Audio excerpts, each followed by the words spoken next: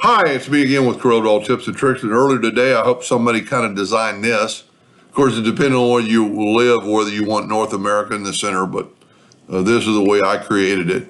But if you're going to print it like on a poster or even a t-shirt, give it a little bit of bling.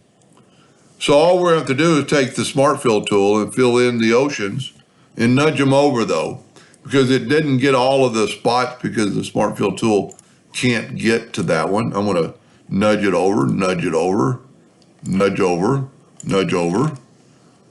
One more, nudge over.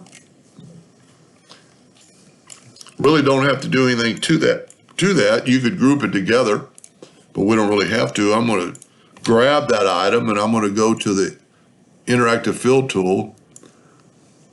And then I'm going to pick conical.